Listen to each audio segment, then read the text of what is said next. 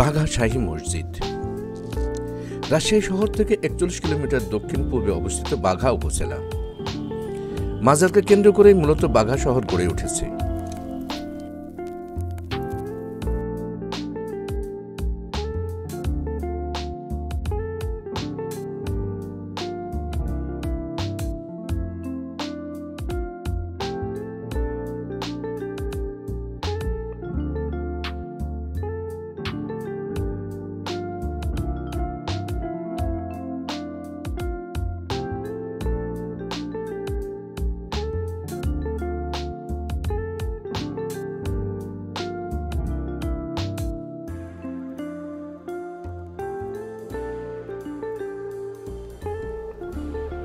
বাঘা শাহী মসজিদে যেতে হলে রাজশাহী থেকে বানেশ্বর চারঘাট হয়ে, পুঠিয়া থেকে আড়ানি বাজার হয়ে, নাটোর থেকে বাগাতিপাড়া আড়ানি বাজার হয়ে বাঘা শাহী মসজিদে যাওয়া যায়।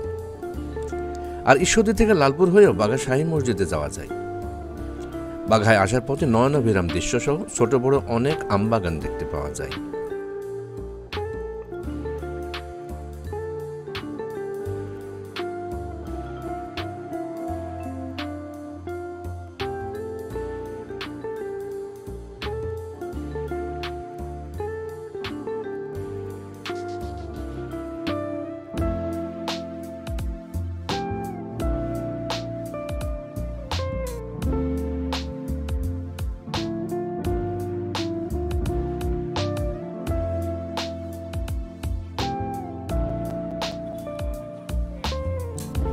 হোসেন শাহ যখন বাংলার সুলতান ছিলেন তখন বাঘা ছিল উত্তাল পদ্মার তীরে জনমানবহীন বিশাল জঙ্গলে পরিপূর্ণ। এমনকি সেই সময় বাঘা নামের কোনো অস্তিত্বই ছিল না। এত জঙ্গল ছিল যে তখন এই এলাকায় বাঘ থাকত। বাঘের ভয়ে মানুষ এই এলাকা আসতই না। হয়তোবা সেই কারণে এই স্থানের নাম রাখা হয় বাঘা। এখানকার ইতিহাস ৫০০ বছরের পুরানো।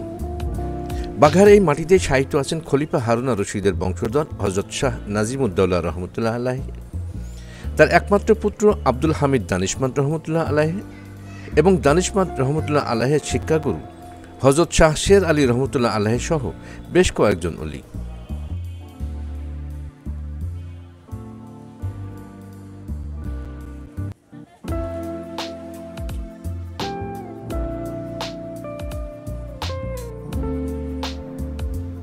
টেরাকোটার সূক্ষ্ম নকশায় মসজিদটির প্রতিটি দেয়াল ফুটে উঠছে প্রাচীন নিদর্শন।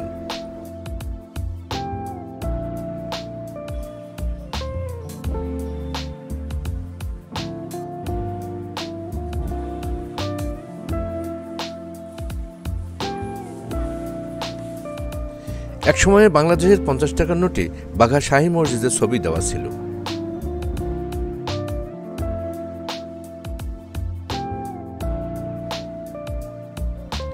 পনেরোশো শতাব্দীতে বাগদাদ থেকে খলিফা হারুন আর রশিদের বংশধর হযরত শাহ নাজিমুদ্দৌলা পদ্মার তীরে এই স্থানে থাকতে শুরু করেন এবং আস্তানা গড়ে তোলেন।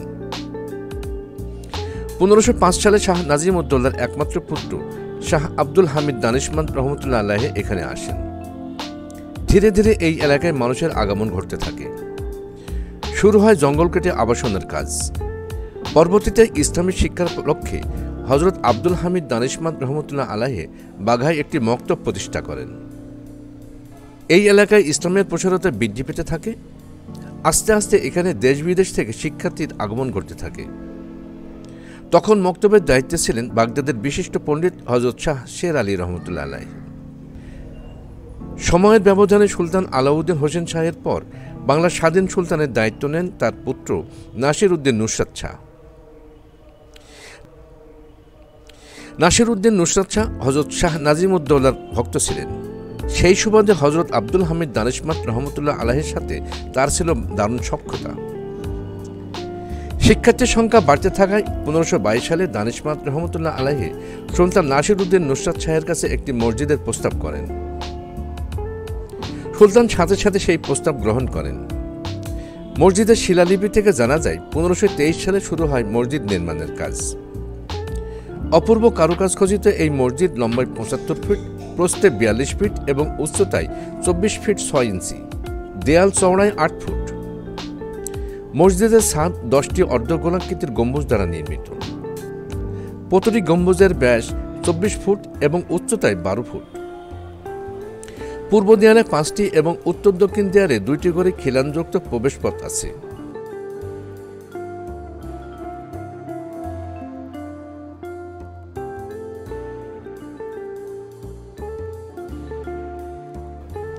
মসজিদের 4 কোণে 4টি অষ্টকোণাকৃতির কারুকাজ খচিত বুরুজ আছে। চুনসুড়কির গাঁথনি ছোট ছোট ইট দ্বারা নির্মিত মসজিদের পশ্চিম দেয়ালে কারুকাজ খচিত 4টি মেহরাব আছে। প্রতিটি মেহরাবের পাশে এবং উপরের ফ্রেমে নানা রকম লতাপাতা ও ফুলের প্রতিকৃতি অতি সুন্দরভাবে লাগানো আছে। দেয়ালগাত্রে বিভিন্ন আঙ্গিকে লতাপাতা, ফুল, ফুলের টব, ফলজ বৃক্ষের প্রতিকৃতি দ্বারা সজ্জিত। মসজিদের উত্তর দক্ষিণ মাঝ বরাবর 6টি বিশাল আকৃতির পাথরের পিলার আছে।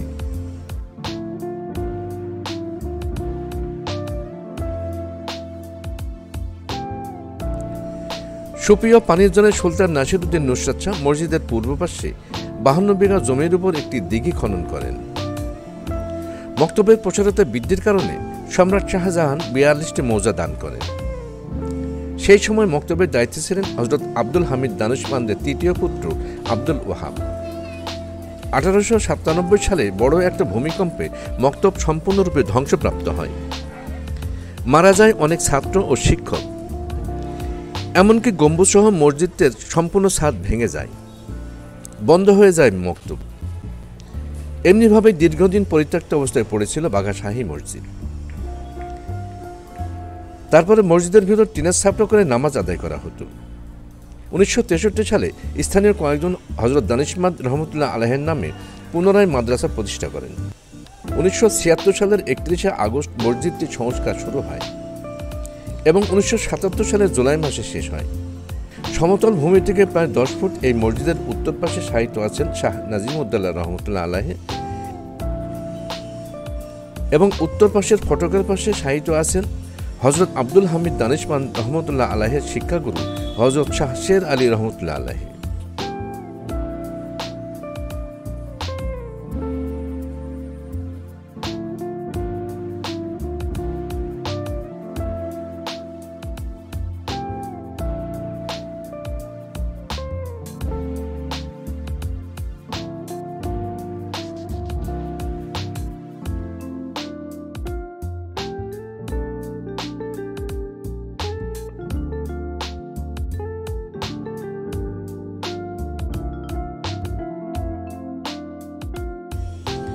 মূল মাজারে শায়িত আছেন হযরত আব্দুল হামিদ দানিশমান্দ রহমতুল্লাহ আলাইহি এবং তার বংশধরেরা।